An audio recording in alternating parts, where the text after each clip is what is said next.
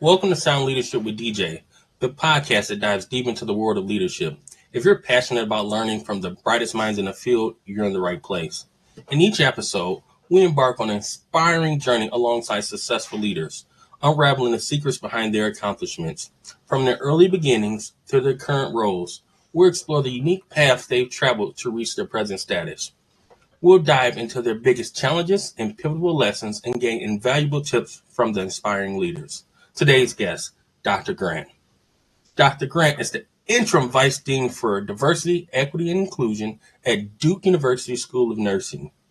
He is also the immediate past president of the American Nurses Association, the nation's largest nurses association, representing the interests of nearly 4.3 million registered nurses.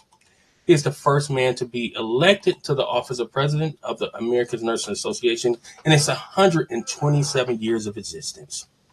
As a distinguished leader, Dr. Grant has more than 30 years of nurse experience and is an internationally recognized burn care and fire safety expert.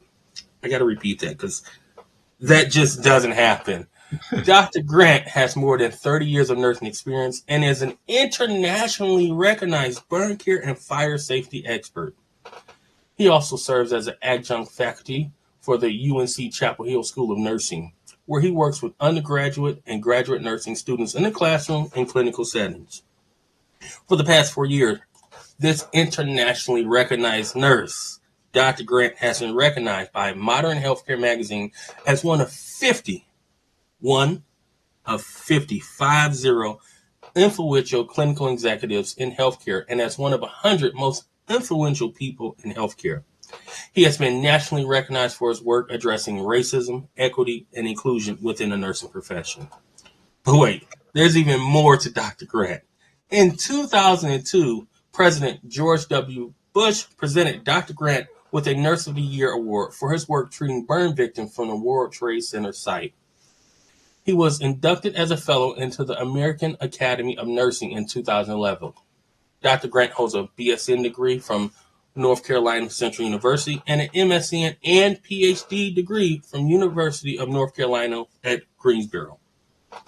I don't know about you, but I'm excited for this interview. But before we dive in, Sound Leadership wants you to stay up to date, and you can do so by liking our social media pages. You can find us on LinkedIn and YouTube at Sound Leadership with DJ, where we share updates and pivotal additional content and behind-the-scenes glimpses.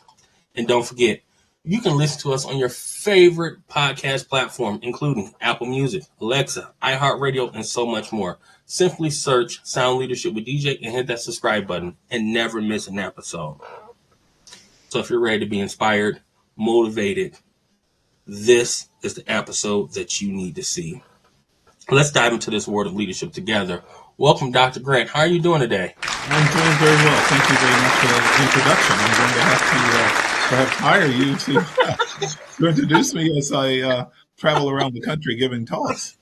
Listen, I didn't make that up. That's your background. That's you. And for what it's worth, I'm inspired as a male nurse. That was when I saw your accolades. I said, "Wow, this is amazing. This is the kind of career I want to have as a male nurse." Mm-hmm. 30 years in the profession. That I'm going to toot your horn because 30 years in the profession is a long time. And, You know, as a male nurse who came into this realm, I appreciate you for knocking down doors for me to enter. I really do. I think that based on your bio, you have a wealth of information to share with us. So just thank you for joining us on this podcast. I'm delighted to be here. Yes. So I did do an introduction, but as I always tell my guests, it's nothing compared to hearing it out of your words. So can you tell us who Dr. Grant is? Let's see. It's just Dr. Grant is this 6'6" African-American male nurse who has the heart of a teddy bear. Even though I realize that perhaps I may appear to be imposing for some people, but I really am just like I said, the heart of a teddy bear. Wow. I love what I do from a nursing perspective, be that when I was at the bedside or moving into leadership positions. One of the things that drove me to not only go back from getting my baccalaureate degree or my master's and my PhD, was that I wanted to be able to do more for the people that I cared for, as well as for the profession. And I realized that, obtaining those degrees would be the way to get the attention that was needed when you're working with people at the federal level or even Yes. the international level. We're looking at various ministries of health and et cetera. They seem to set up and take notice when you have, a doctorate after your name as opposed to a baccalaureate degree. Wow. Wow. So why nursing? Why nursing? What intrigued you to go into nursing, especially as a male? And I'll speak from my perspective. There's not many males that I see at my level um, that are in nursing, and then you add a sprinkle of African American males. So, what intrigued you to go into nursing? Well, anybody that has heard my story had probably heard me say that I actually got into nursing by mistake. I didn't find nursing, nursing found me. But my goal, if you will, when I was in high school, when I was a junior in high school, and speaking with my counselor, high school guidance counselor, I had told him that I wanted to be an anesthesiologist and drive a lime green 1968 Mercury Cougar. And for your listeners, go look that car up. It is the bomb. I'm still trying to find one. So if someone knows where there's one, let me know. And and that was it. But I was the youngest of 7 kids. Came from a very poor family. My father died when I was 5, so my mother raised 7 kids on her own. Well, I should say my mother in the community, because you've heard that Yes, yes, phrase that it takes a village. My mother worked at the post office, so everybody, it didn't matter what color your skin was, everybody knew her and knew that you were yes, her kid. And yes. if they caught you doing wrong, she would tell them, I don't care what color your skin is. If you see my children doing wrong, you have my permission to discipline them. So for me, it was simply just, people who would say, would your mother approve of you doing that? If I was doing something wrong. And I knew that, okay, it's time to stop. But the high school guidance counselor suggested, well, and this is back in the mid 70s. You said 30 years is more like 40 years. Actually 40, probably 43 years, 44 years.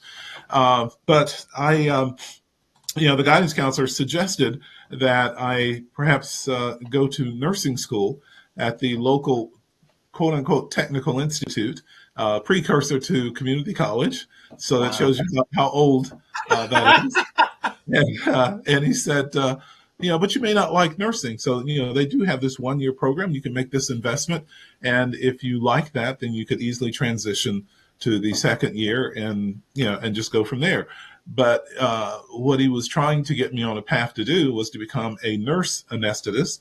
And he said, if you still want to go to med school, you could work your way through med school as a nurse anesthetist and not have so many student loans and et cetera. Because let's face it, back in the mid 70s, there were not that many scholarships for not let alone med school, but let alone for people of color to Wow. to go to school and et cetera. So I did that, and probably about 3 months into that program, I realized that nursing was my calling and totally forgot about going to medical school. And as I said, I graduated. That particular program, you graduated as a licensed practical nurse or LPN, and but I realized that the scope of practice for the LPN at that time was very limited, and I wanted to be able to do more. So that was my encouragement to go back and get my baccalaureate degree and subsequently my master's and subsequently PhD. Wow. Before hearing you speak, I didn't know you were LPN, and that was, similar to my journey. I was a licensed practical nurse, Mm-hmm. went back, got my RN, my bachelor's, my master's. Now I'm working on my DNP. So, Mm-hmm. very similar journey. I tell people nursing found me as well. Mm-hmm. And it's through those times when nursing finds you, or when nursing finds you, I find the greatest strength, right? Because it's not something that I set out to do. I Right. feel like yourself, it's a calling. And when it's a Mm-hmm. calling, as cliche as it sounds, it's not a job. Right. It definitely is not a job. I could probably count on one hand the number of times that even though I worked in burns and critical care, one of the most traumatizing unit to work in. And we took from pediatrics through geriatrics. My youngest patient was a newborn preemie that was 23 weeks old. My oldest was 104. And to know that you're going to work to inflict pain on someone, but it was necessary in order for them to get better. That took a lot of stamina, but I also realized that I was making a difference, Yes. in someone's life. And, patients that I took care of 30, 40 years ago, we're still the closest of friends. I get phone calls on the anniversary date that they were injured, or their children, well, now their grandchildren are getting married or whatever else, and you have to come and you have to sit on the front row, or we're having a barbecue, or that type thing. I can't think of any other profession that will allow you to really be involved in a person's life for the little bit of time that they need you. Yes. You make that impression, but there's the ongoing friendships that have lasted for eons, and I don't think any other profession can really say that. Yeah, I think there's a reason we're constantly voted as the most trusted profession, Hmm. right? We Absolutely. hold, um, we have, as some would say, a job, but it's really a profession, and Hmm. it's really with the highest honor. And I am grateful to be entrusted with caring for the patients as yourself. As Hmm. you've gone throughout your career, you've had various leadership roles. What Hmm. has drawn you into leadership? We will get to the fact that you oversaw the ANA as the Hmm. president, right? Yeah. But what has drawn you into leadership? You know what? I tell people that in my baccalaureate program, the school that I went to was the HBU. And those professors there drilled it into my head from day one that if you're going to consider yourself the professional nurse, you need to belong to your professional organization. Actually, they said there are three professional organizations at minimum that you need to belong to. The first one is your state nurses association. The second one is the American Nurses Association. And the third one is your specialty. Like for me, it would have been critical care. So AACN. And so it was a no-brainer that, I'm sure that your listeners can probably identify that, their instructors probably told them to go to the local district meeting of the State Nurses Association, or maybe the state meeting, or whatever. And when they got there, they found their instructors there. Same in my case, but my instructors were not there just to check the row to see who was there and who was not. They were there because they were on committees. They were getting up to the microphone, asking those tough, challenging questions. In other words, they were showing us how it should be done. And that just left an impression on me, and still does to this very day. And I tell students and young people that I mentor and et cetera, this is how it's done. You've got to have a voice and a say in how your profession is governed. Because if you don't do it, someone who is far removed from nursing will be doing that. And I've seen that happen too many times. And one of my favorite saying is, if you're not at the table, then you're on the menu. And that is certainly true because, people, they want to just assume. And that's one thing about we as a profession as well, is that in some cases we're too kind. Sometimes we Yeah. go, oh yeah, I don't mind doing that. Load one more, instead of saying, wait a minute, this is enough. When you look at the staffing shortage issue and et cetera, it just becomes an expectation that, you call up for extra staff and they say, well, we don't have, someone to send you. So what do? We suck it up and, everybody, divvies, two or three more patients. And the downside to that, though, is one, it becomes an expectation every time that you call up and say we're short staffed. They're going to anticipate that we'll tell them we don't have anyone, and when the next shift comes on and they call up, they will be told, well, first shift did it, why can't you?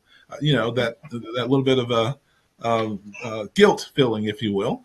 And so that's not a way to practice the profession, because it takes away from what you need to be doing at the bedside. And we need to put our foot down and say, this is not right. We need to, get the appropriate amount of staff in here. I think you hit the nail on the head, and that's the hot topic no matter whether you're in a hospital, long-term care, home Right. care, physician office, staffing. The staffing shortages all over, and it doesn't just affect healthcare, right? It affects all industries. You go to the Absolutely. you go to the store, you go to the restaurant, and they have signs that we're hiring. But I think in our industry, it's important, right? Because we're caring for lives, and I'm not saying we're better than any other industry, but we're physically caring for lives, and what we do Absolutely. or don't do directly impact the Mhm. clinical outcomes, right, of Absolutely. the patients that we're caring for. So, as a leader, how can we help to encourage more people to come into this field of nursing? I think when you talk to some nurses, I'm sure you talk to them, they're Mhm. burnt out, they're tired, they're Yes. discouraging people from coming in. So how do we encourage more people to enter the field of nursing? I think the first thing is we need to set the example that we want to model, or the behavior that we want to model. I think it needs to start way early in middle school, not high school, but middle school.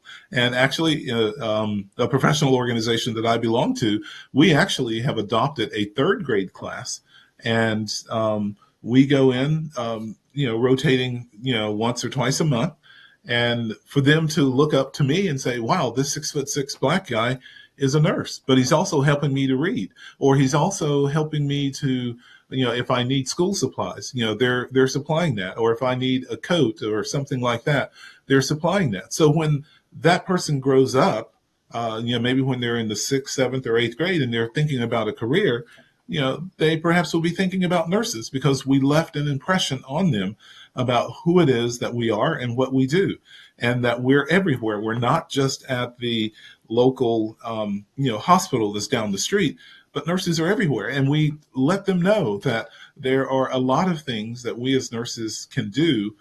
You're involved in research, community health, maybe running your own business, being an entrepreneur, things of this sort. And we take the same STEM courses that someone who's going to be a physician or a pharmacist or an engineer, we are just as smart and just as challenged as those individuals will be. So in order for them to, to really see and get a handle on who it is and what it is that nurses do. I mean, I know nurses who work for NASA, Wow. so to think about that, and, that it doesn't necessarily have to mean that you're going to work at the local hospital. You can do anything that you want to do, as a nurse. It's just a matter of putting your mind to it. And if you want to carve your own niche, you can certainly do that.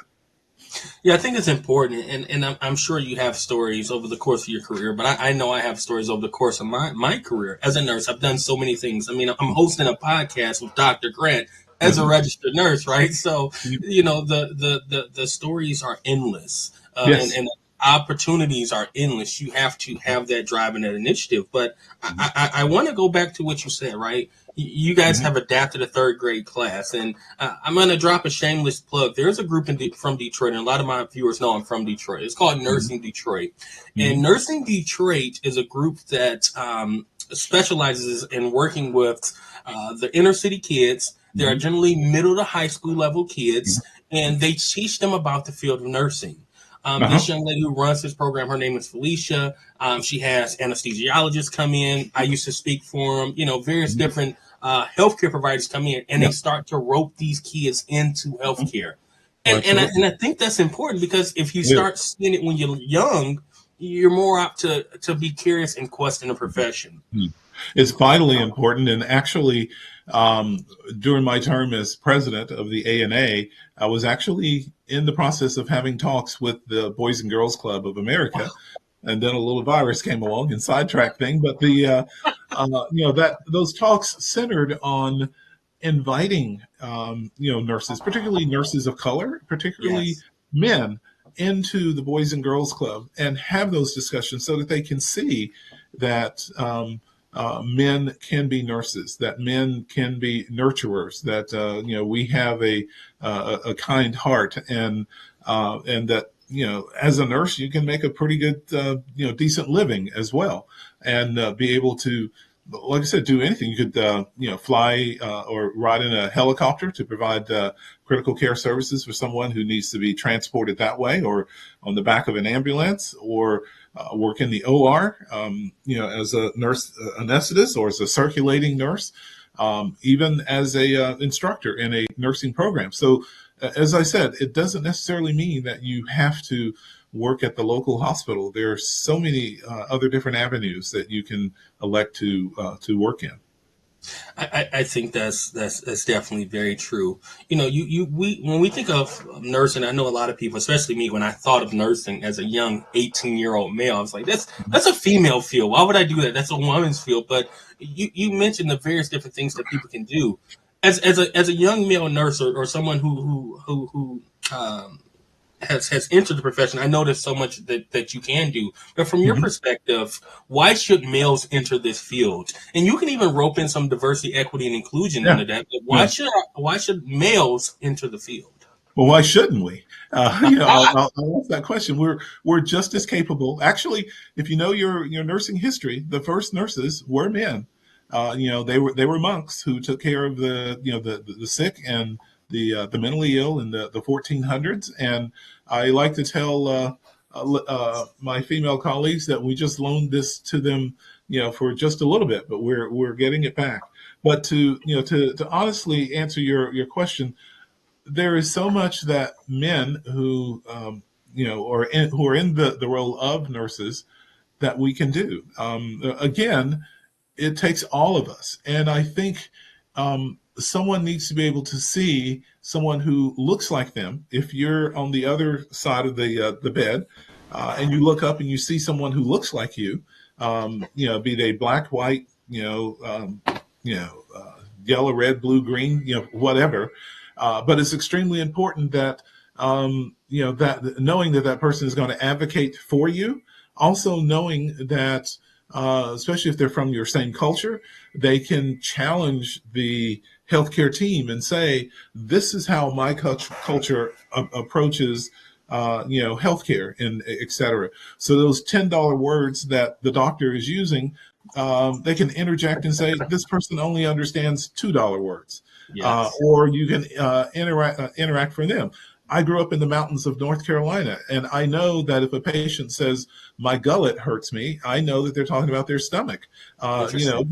But somebody else will go, what? What are you talking about? And so you sort of have to be that bridge to ensure that the patient is understood. And I guess the most important reason why men should go into nursing is that you have better outcomes. Well, I mean, just nursing in general, but when we're a diverse population, we know that we have better outcome, better compliance from the patients who are on the other side of the bed, because again, they see you as, hey, this person's from my community, this person's from my culture, this person explained to me why you need to take this blood pressure medicine, even though you're denying that you may have hypertension, but Yes, or that it's causing you to cough.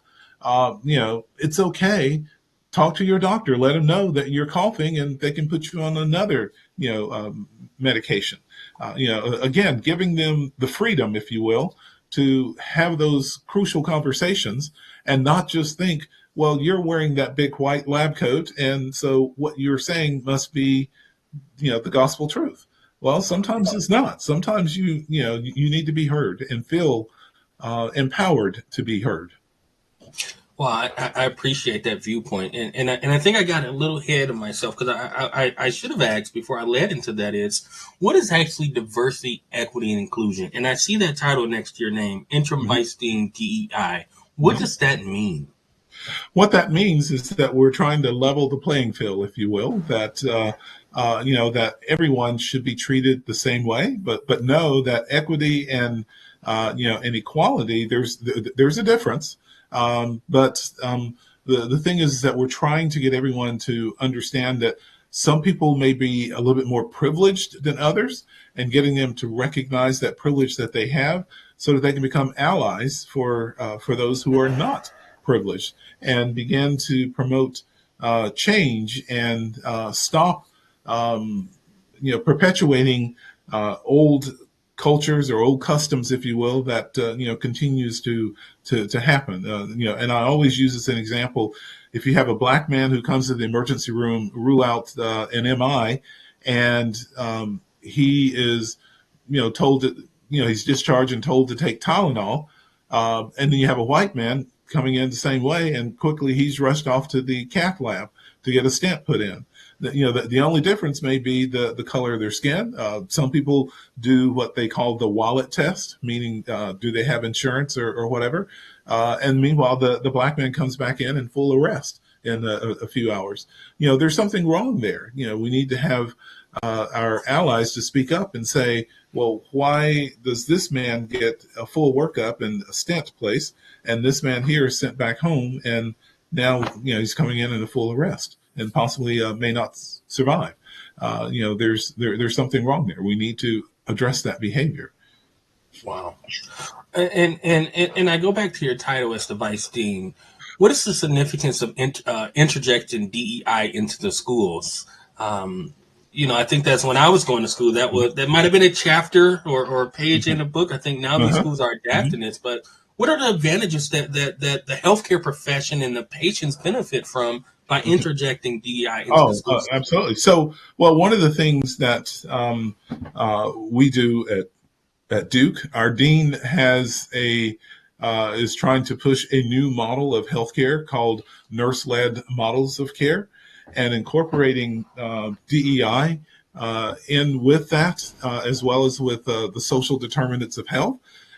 So as we are providing instructions to our students, we're getting them to think more globally and not just what may have happened when you and I were in school and we talk about this disease and this is the way it presents itself and this is the medication that you take and da da da da. Well, now we're challenging our students to think more broadly.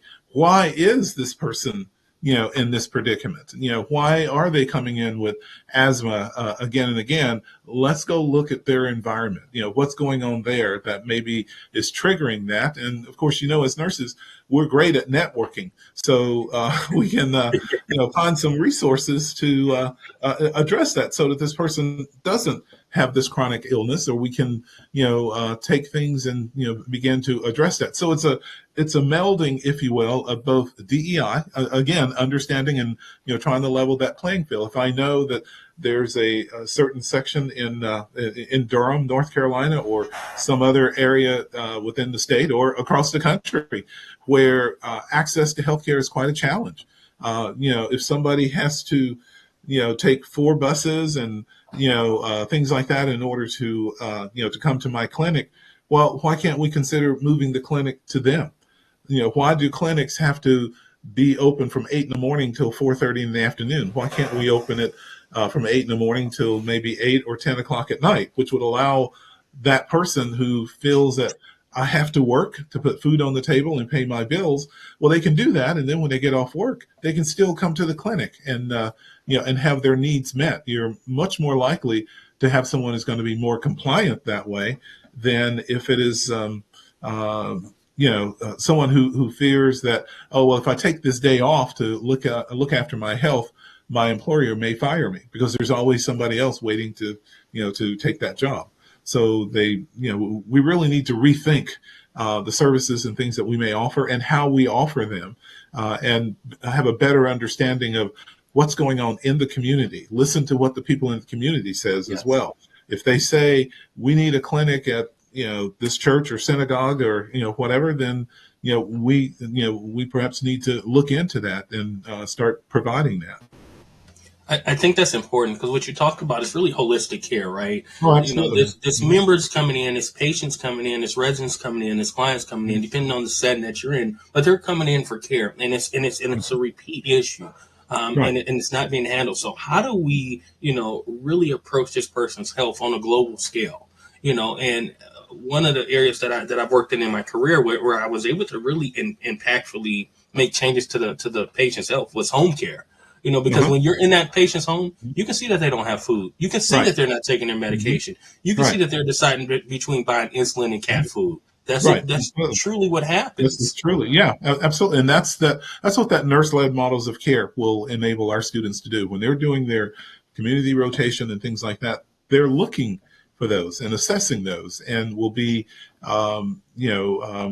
connecting those individuals with resources within the community. If I find that, oh well, no wonder this person is coming in with colds and everything else because their home has holes in the walls or whatever else, and the cold air is getting in. Maybe we can find some funds or something like that that will help repair that so that they can live in a nice warm environment, or maybe they don't have wood for their wood burning stove or their fireplace, and we know that there's a place where we can get that for them. It's all those. I sort of liking it to, if you think of the old earlier model of the nurse midwives. Yes, you were responsible for the mother and the newborn, but you were also responsible for the rest of the family. So if you saw something that was going on, you did that, and you took care of that. But your primary responsibility was for the mother and the infant. But if the rest of the family is starving, or they're living in conditions that are not all that well, then that's what you do. You try to meet those needs as well. Wow. So I love the fact that you're now interjecting the next set of students or the next set of nurses with this DEI. But how can companies start to incorporate that into their care model delivery and spread that on to the patients that they care for? That's a really great question. And the thing is that I think the care starts at the top. So the CEO and the leadership team, they have to decide, they got to have those crucial conversations to decide, are we just checking the box, and saying, yeah, we got a, DEI person, and we'll let them do so much, but, we're not going to go all out or try to upset the cart, if you will. Or that, they do mean what they say, and they are going to make this commitment and try to get people to go, to get on the bandwagon with them. So that may mean that, we're stepping on some toes. And I'll give you a perfect example. When we started the Commission to Address Racism in Nursing through the ANA, we got a lot of flack from our members saying, why is ANA in this area? This is not, where we should be, when in actuality, it is where we should be. Or people would say, well, I don't see color. Well, if you don't see color, you don't see me. You're lumping me in with every 6'6" black guy. And it's like I'm standing over here screaming, saying, hello, hello, this is, I know the intention is meant Yes. well, but unless you can, have those difficult conversations, talk to the individuals one on one, and and the other thing I want to get across too, that when we talk about topics like racism and et cetera, it's not just a black white thing. It's Mhm. everybody Yes. is racist. I know as many black people who will say, I don't want a white person caring for me, as I have experienced white patients saying, I don't want a black person caring for me as well. There may be a difference as to why. Obviously, for sometimes they may feel, the black person may feel, oh, you're experimenting on me or whatever else, whereas the white person may be coming from a inexperience, or what they may have learned in their family.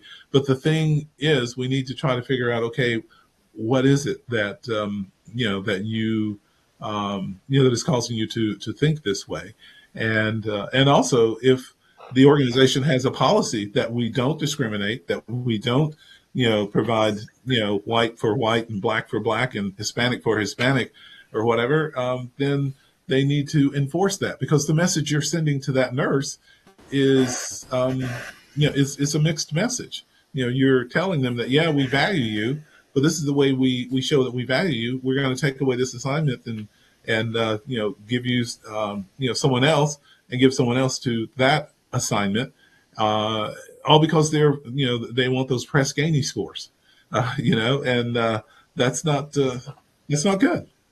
Wow. It's interesting you say that, because I do believe that it starts at the top, and it's not just checking a box. So when plenty of times I've sat in leadership roles all the way up to the C-suite, and sometimes you go in these meetings and you look around and there's no DEI Right. in that room. Right. So I think it starts at the top, and I think the work that you're doing is amazing. Yeah. And you mentioned that the ANA, started to kind of dig into that. So let's switch over to the ANA. What actually is the ANA? What I know from you is it took 127 years for the first male to become the president. But tell us more about the ANA and how you got involved. Obviously, like you said, they encouraged you as a young student, but encouragement doesn't land to becoming the president. No, absolutely, it doesn't. Well, as you mentioned at the introduction, it is the largest nursing organization in the country that represents the interests of the nation's 4.3 million registered nurses.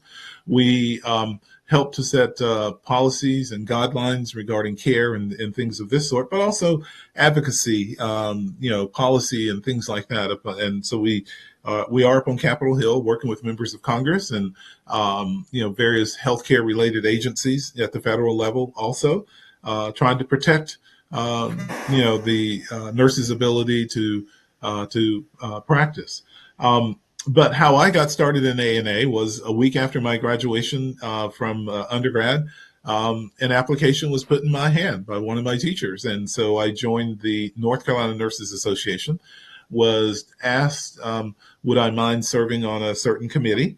And I said, sure, no problem. And little did I realize they were probably roping me. This was it was a membership committee, and so which was one of the toughest committees that the organization had at that time. But I was very successful with that. And then they said, well, maybe you should chair that committee. And so you get all pumped up, and plus you're being assigned leadership roles or committees, at work as well.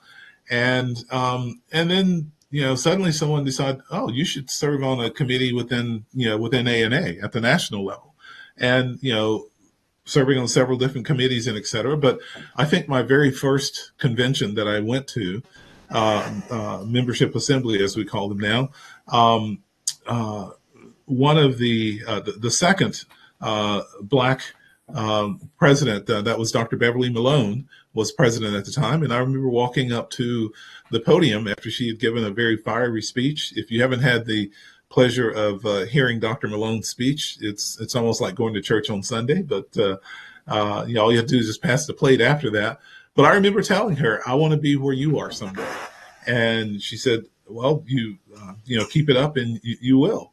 And I certainly did. But I knew, too, as I continued to serve on various committees and subsequently on the ANA board, I saw how presidents who only had a baccalaureate degree versus presidents who had a master's degree versus presidents who had a doctorate, I saw how they were treated by either members of Congress or, Ministry of Health for various countries, or the federal officials, at the federal level, such as HHS and, things of this sort. So that sort of put in motion a plan that, if I'm going to run for president, I need to have a doctorate, because I don't want people saying, oh, well, he's only got a master's degree.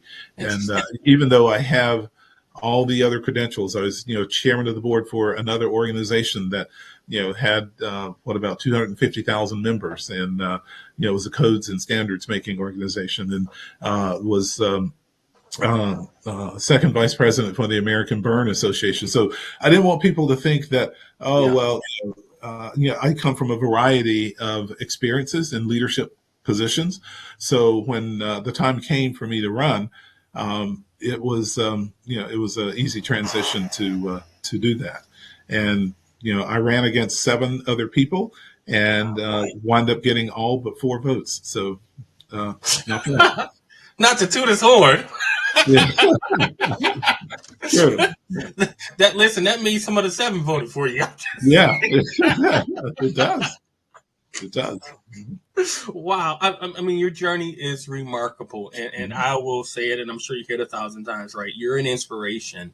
And, from the moment I've reached out to you to try to get you on Sound Leadership with DJ, you've been nothing but pleasant to me. So I appreciate the time you took and you've taken to just invest in this podcast, but also into the field of nursing. As we talk about nursing as a whole, I want to see this field continue on and continue to be ranked the number one profession, the most trusted profession, and it takes people doing exactly what you're doing, advocacy for us. As we come to an end, and we draw this podcast to an end, what advice would you have to students, people, whoever who wants to enter the field of nursing, but is hesitant based on what they're seeing in the media? I would say, don't be hesitant. There are wonderful opportunities that are out there. You need to embrace it as a challenge, and you are making a difference in someone's life. One of the things that I ask myself every day at the end of the day was, did I make a difference in someone's life today? And I can truly say that I did, even in this role, even if it's setting that student down who maybe feels that. Someone is doing either macro or micro aggression against them, or that they maybe had a rough day in clinical, or something like that, and we talk about that, and that you shouldn't let something like that deter you from achieving your dream and being a member of the best profession known to mankind. So that's what I would say. There's always tons of money out there for scholarship. If someone's saying that, I don't have scholarships or whatever, there's tons of organizations that offer scholarships as well, and that you don't have to pay back, and et cetera. So, that's something else to think about. But I would encourage them to keep your eye on the prize and go for it. Wow. I appreciate your time, Dr. Grant. If people want to reach out to you, is there a way to reach out to you? I know you inspired me, you inspire thousands of others, but maybe they want to reach out to you or follow you on your LinkedIn or something. Is there a way to connect with you? Yeah, they can. You did mention LinkedIn, and that's probably going to be the best way to connect with me. I would give out my Duke email, but I Okay. can't do that. So they can reach me on LinkedIn. I usually go on there about 2 or 3 times a week. So if they send out a message or request to connect, you may not hear from me right away, but just as I said, I only go on just a couple of times a week. Hey, we understand you're better in the profession, so you do what you have to do. What I will say, as from Sound Leadership with DJ, he just checked the messages, Uh-huh. and that is how I reached out to him. So I thank you once again, Dr. Grant, for coming on Sound Leadership with DJ. I thank the audience for viewing this episode of Sound Leadership with DJ. I really hope you gain valuable insights and inspiration from our conversation with Dr. Grant. If you've enjoyed this episode, we encourage you to like and follow our social media pages for more great content. You can find us on YouTube and LinkedIn at Sound Leadership with DJ. Also, don't forget to tune in to this podcast on your favorite platforms, including Apple Music, Alexa, iHeartRadio, and so many more. Simply search Sound Leadership with DJ and hit that subscribe button to stay up to date on the latest episode. What I want you to remember is leadership is a journey. It is okay if your journey winds and weaves. Everyone's journey is going to be different. But what you must remember is when you start this journey, you have to finish this journey. Reach out to people like Dr. Grant, myself, and others who can inspire you to be your best self. Thank you for watching Sound Leadership with DJ.